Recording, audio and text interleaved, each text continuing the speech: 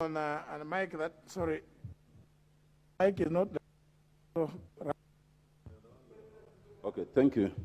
Mr. Speaker, my point first is that, and I was here this morning when we had the debate on the bill, and there are members, like now shouting the highest, like the Honorable Sankok, who supported the bill wholeheartedly.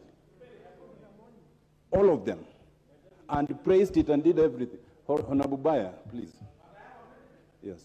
Now, they are the ones now shouting in the presence of others who are not here as if debate was curtailed. And in all honesty, debate was not curtailed. So the first point, Mr. Speaker, is to give you a direction. Do we kill the processes merely because there are members who are absent who feel that they were not heard? Because everything that I'm hearing is not so much about process, it's about the content, and they were not here. Secondly, Mr. Speaker, is your direction in terms of how to determine the leave of the House. Where something needs to be done with the leave of the House, is it determined by majority or minority? Because only 7 people I saw stand to support that idea. So, because the rules have always been, of course, is it to be determined that leaves mean unanimity of everyone, so that if it's objected by one person, it cannot move? Because unless that is the Honorable Ichung'wa is really behaving as if he's in a marketplace. We were all quiet when he was speaking, and he's a ranking member. He should surely allow others to speak. Because if you are right, your point will sail through. You don't have to shout. So my point, Honorable Speaker, is do we determine leave of the House by requiring that there must be unanimous decision on it? Or is it simply on the determination by the Speaker? Because it appears to me that the majority would have wanted, to go in that way. Lastly, Mr. Speaker, I'm happy with the guidance you've given in terms of what the House Business Committee did.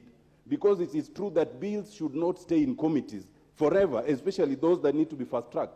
But when then they've taken the move and brought it to the floor of the House, I thought it's in keeping with that decision that it is moved fast, not to again stall it on the floor of the House. So I'm getting confused in terms of what the House Business Committee actually intended. Thank you, Mr. Speaker.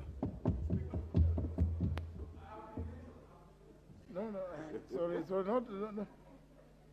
What's your point of order, Honorable Ichung'wa?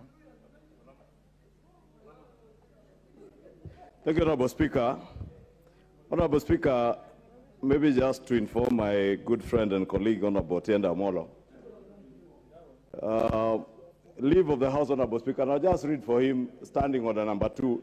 Leave of the House means there being no objection by any member, either with the sympathy of the Speaker or with the support of at least 5 other members. And being a good and accomplished lawyer, and the standing orders are in very simple English, I thought it would be very easy for the Honorable Otiende Amolo to understand that. But Honorable Speaker, and also to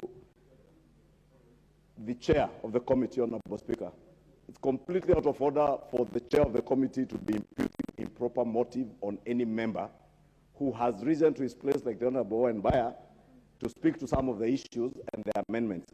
And the Honorable Chair is misleading the House that indeed amendments were in the report.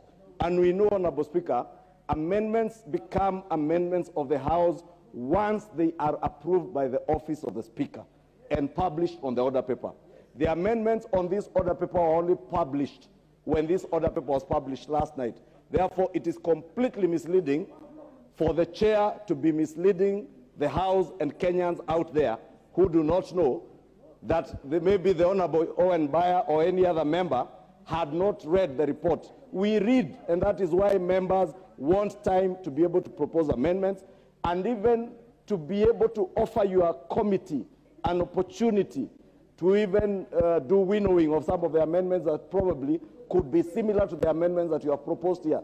Therefore, if, Honorable Speaker, now that the leave of the House has been denied, it is only fair that the chair ceases being too emotional on this matter and allows the House, because this legislation is to be legislated by the House, not by his committee, not by the member for Limuru. It is for posterity and for the benefit of Kenyans. He may not be aware that even members within his own committee are proposing further amendments to the committee's amendments. In fact, I was shocked when the vice chair, Honorable Gedi, behind here, was telling us that I never agreed. I never signed. I have not signed.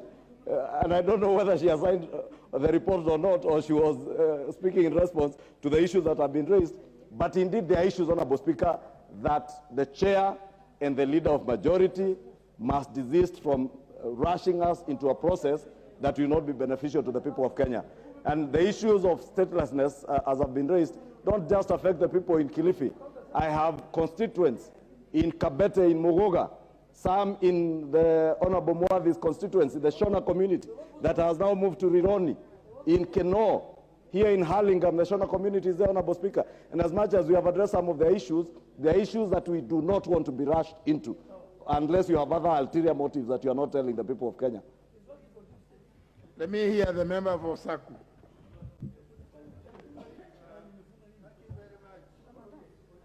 Thank you very much, Honorable.